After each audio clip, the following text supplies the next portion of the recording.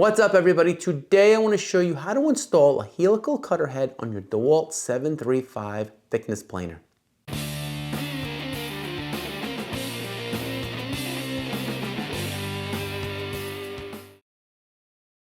This is the helical head that I am installing. This is from findbytool.com. They gave this one to me for free, but this tutorial will work with any helical head that you're looking to install here today. I do want you to know that this is an involved process, but it's not as bad as I thought it was, especially having done it now. It looks worse than it is. So just follow along, keep things neat and organized, and you're gonna be fine. The tools and materials that you'll need for this project are a hammer or a mallet, a 4mm hex key, small needle nose pliers will come in handy, a 6mm and a 24mm socket, Loctite to lock up the threads on the screws that had it already once before, a Phillips screwdriver, some grease, and the most important tool, and if you don't have this, you should definitely buy it. It's not that expensive. These are snap ring pliers, and they're an absolute must. These are what snap rings look like. There's a whole bunch of these that you have to remove and then reinstall when you do this. These are not expensive. I bought these at Harbor Freight. They had one for even $5. If you don't have it at Harbor Freight by you, I will link a pair in the description that you can pick up on Amazon. Okay, so now let's get started. First step is to remove the cover. To do this, you'll need to use the included Dewalt wrench. Remove the top screws like I am here. Underneath, you will see 3 of these red plastic covered screws. These hold down the dust collection shroud, so remove all 3. To remove the cover, twist it upward and then pull it to the side. Next, you're going to need to remove the straight blades. Be careful, they are super sharp. Once you remove the screws, you can use the magnetic end of the handle of the wrench to lift them out of the machine. You can rotate the head by pressing down on this little lever here. This lever will be removed later on in the video, but for now, it keeps the head from spinning while removing the screws. Now it's time to remove the gearbox cover. I attempted to remove the snap rings without the proper pliers, and I had a hell of a time doing it. I also damaged one of these snap rings, and I had to buy a replacement. It was at this point that I went out and bought the proper pliers, so definitely buy the right tools for the job. Disconnect the spring from the lever here, but make sure it remains connected to the gearbox. Now you can remove the chain with the sprockets by pulling them off. It's not necessary to remove the sprockets from the chain, however. Don't forget to remove this washer as well. Now it's time to remove the gearbox. To do this, you will need to remove these 3 screws. You can simply pull it out and leave it hanging here off the side. Remove the snap ring here against the end of the head. Now it's time to work on the other side. Remove the handle like I am here and then remove the cover to expose the belt. You will need to remove this chain and sprockets as well. First unlatch the spring, then use a hex key to remove the screws that are fastening the sprockets. If necessary, use a paper towel like I am here to prevent the sprockets from spinning. Next, remove the spring lever. Now it's time to remove this tab, which will allow the cutter head to spin freely.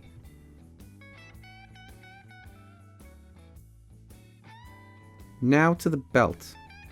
This is on very tightly and it's not easy to remove.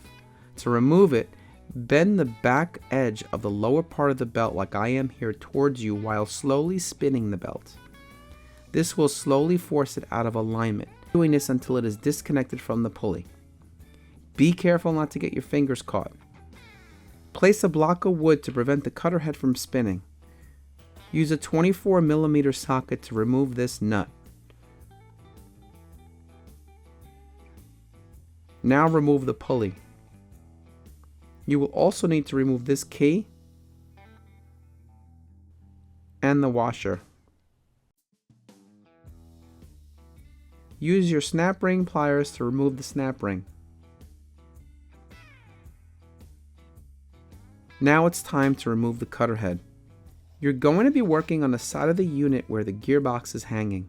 Using a scrap piece of wood and a hammer or a mallet, you're going to have to use an uncomfortable amount of force to dislodge the cutter head so that it can be pulled out. Once you have that removed, use a 6mm socket and remove the gear on the end of the old cutter head. Since everything is open, I'm just going to give everything a good cleaning with my shop vac. Now it's time to take out the new cutter head. Install the gear that we just removed from the old cutter head and reinstall it here on the new one. Now, using a little grease, lubricate the entry and exit openings of the planer. Now carefully work the new cutter head into the opening of your planer. Once you have it lined up, you will need to use a mallet or a hammer once again to fully install it. This time we will be adding force from the threaded end of the cutter head. Use your free hand to align the other end of the opening. Once again, you will need to use an uncomfortable amount of force to get this to be seated properly. Next, reinsert the snap ring, making sure that it is fully seated into the recessed groove in the cutter head housing. Now it's time to reattach the gearbox. Next, prepare to reinstall the sprockets and chain. First, replace the washer, then attach the sprockets and the chain. Reinsert the snap rings. Reattach the spring. And then put the cover back on. Now to the other side. Replace the washer and then reinstall the key into the slot just behind the threads of the cutter head.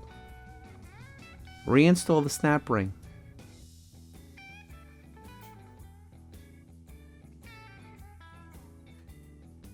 Now it's time to attach the pulley.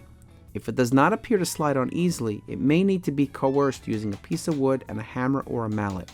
Lightly tap, making sure that you are aligned so that the key can slide through the notch. Use a piece of scrap wood to prevent the cutter head from spinning and screw on the bolt using a 24mm socket. Reattach the belt slowly, manipulating it in a similar manner that we did earlier to remove it. You will need to check the other end of the pulley system to make sure that the belt is positioned properly. Remove the top cover like I am here. If necessary, reposition the upper portion of the belt so that it is seated properly on the upper pulley.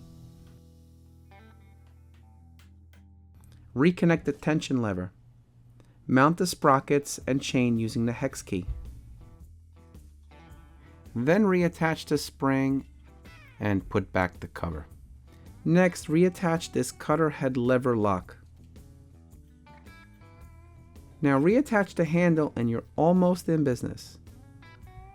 This is the most tedious part of the whole process. You're going to need to install all of these blades. Once you're done with that, you can put the dust shroud cover back on and the outer cover, and you are finished and ready for a test run. So there it is, everyone. I tried to be as thorough as I possibly could, and I hope this was helpful. If you have any questions, please put those in the comments and I will do my best to get back to you. Thank you so much for watching, and I'll see you soon in the next one.